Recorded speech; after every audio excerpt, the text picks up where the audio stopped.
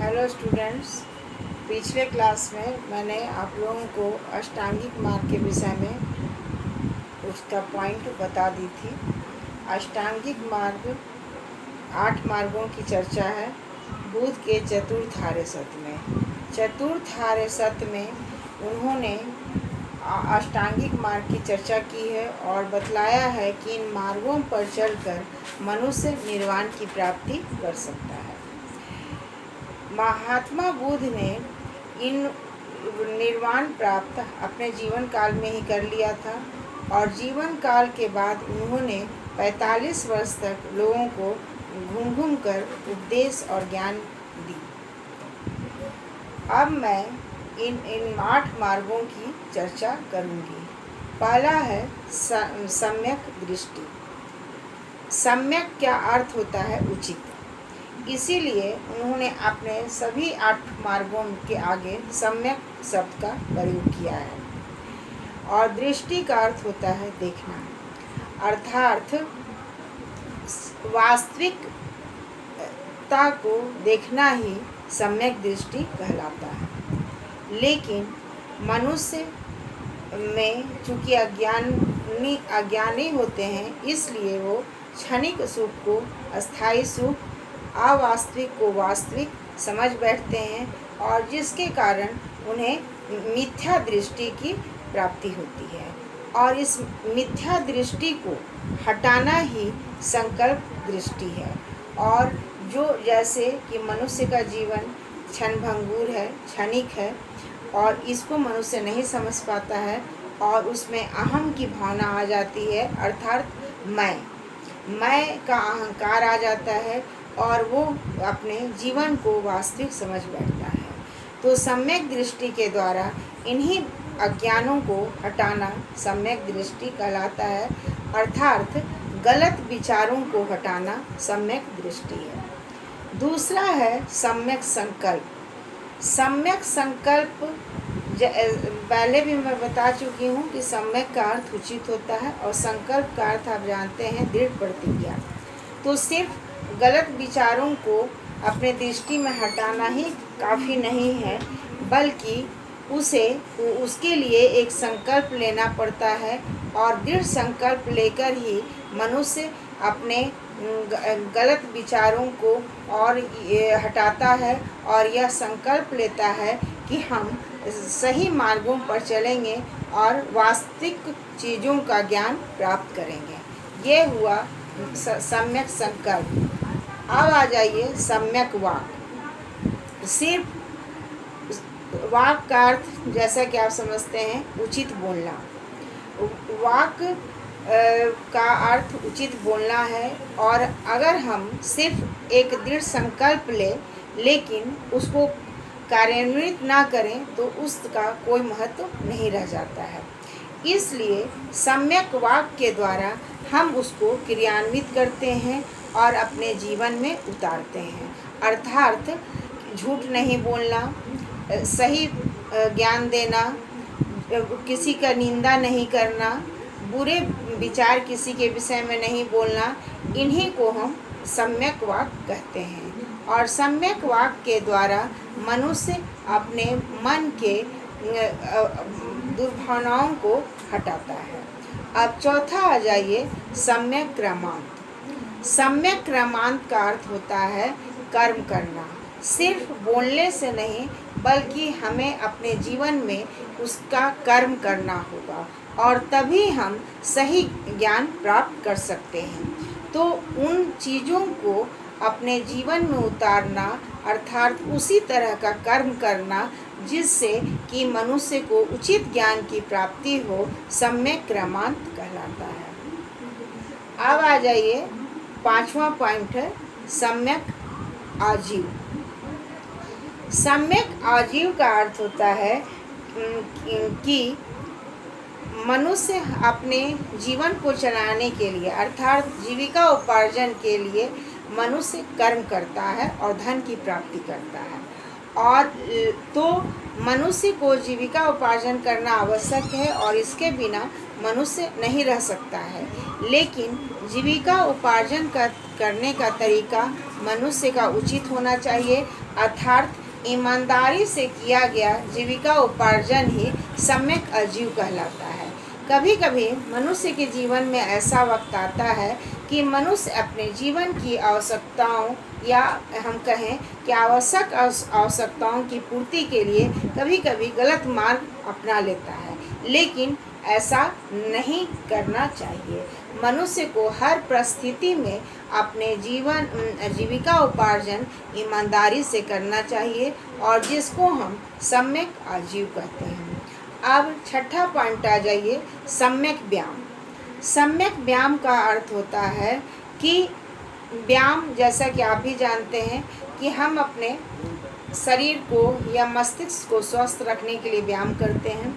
तो व्यायाम का अर्थ होता है जो उपयुक्त जो मार्ग बतलाए गए हैं उसका अपने जीवन में उतारने के लिए मनुष्य को उसके लिए प्रयास करना पड़ता है, मानसिक व्यायाम करना पड़ता है और तब वे जो उपयुक्त मार्ग हैं जिसका उसको मनुष्य प्राप्त करता है। अर्थात व्यायाम उचित होना चाहिए और उचित ज्ञान का ही मनुष्य को व्यायाम करना चाहिए, मानसिक व्यायाम, ताकि मन में जैसे कि गलत विचार नहीं आए। सिर्फ गलत विचार आना ही काफ़ी नहीं है, बल्कि अच्छे विचारों को मन में भरना है। तीसरी बात है कि सिर्फ गलत विचारों को मन में आने से रोकना या नए विचारों का अच्छे विचारों को मन में लाना और उसके लिए निरंतर प्रयत्नशील रहना ताकि किसी मेरे मन में बुरे विचार ना आए और अच्छे विचारों को अपने मन में भरना ही सम्यक व्यायाम है। अब आ जाइए सम्यक स्मृति। सम्यक मैं पहले ही बता चुकी हूँ कि सम्यक का अर्थ उचित होता है और स्मृति का अर्थ होता है याद करना। तो उपयुक्त जो मार्ग बतलाए हैं उसको निरंतर ध्यान में रखना ही सम्यक स्मृति कहलाता है। अर्थात सम्यक स्मृति में मनुष्य अपने उन बातों का ध्यान रखता है जिसके द्वारा जैसे कि मनुष्य का जीवन क्षणभंगुर है, तो इस बात को मनुष्य को ध्यान रखना चाहिए। अहम की भाव नहीं आनी चाहिए।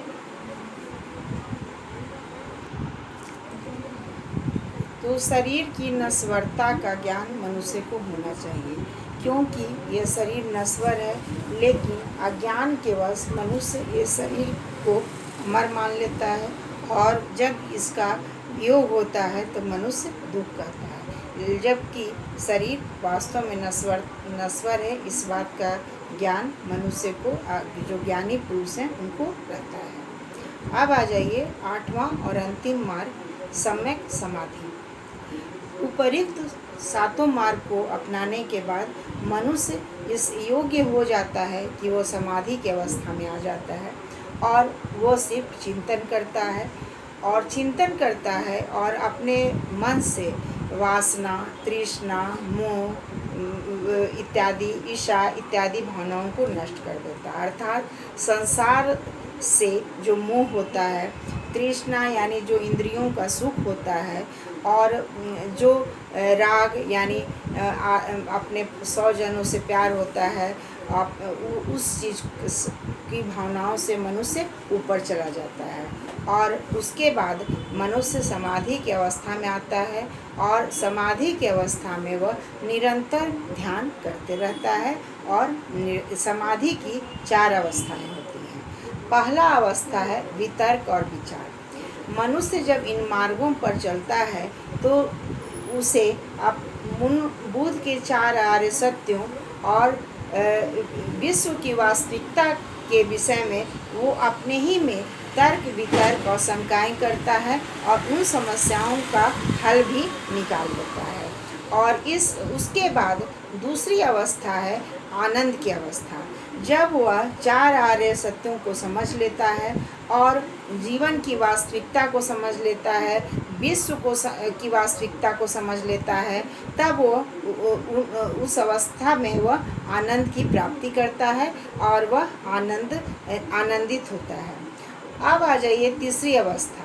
तीसरी अवस्था में मनुष्य को आनंद की समाप्ति हो जाती है, लेकिन उसमें आराम और शांति की जो भावना रहती है उसका नाश नहीं होता है। इस अवस्था में मनुष्य आराम और शांति का अनुभव करता है और वो ध्यान भी लगाता है, लेकिन वो आराम और शांति को महसूस करता है।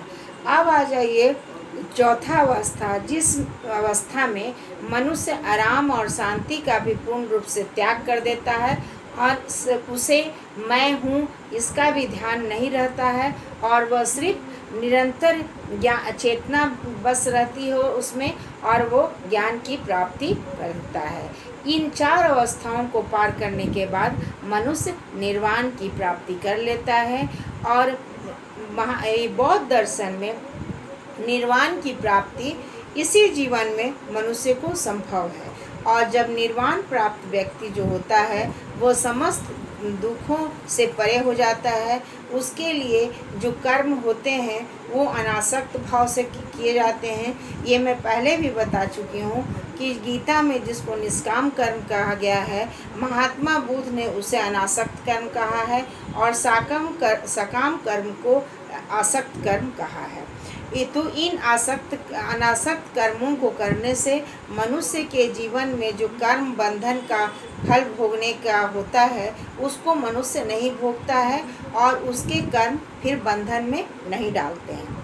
और उसके बाद जब वो अपने ज्ञान का उपदेश लोगों को देता है, महात्मा बुद्ध ने भी यही किया और अपने जीवन में 45 वर्ष की अवस्था तक उन्हें 35 वर्ष की आयु में मैं पहले ही बता चुकी हूँ उन्हें निर्वाण अर्थात ज्ञान की प्राप्ति हो चुकी थी, लेकिन उन्हें परिनिर्वाण अर्थात वो जो समाधि लिए उस समय उनकी 80 वर्ष की अवस्था थी।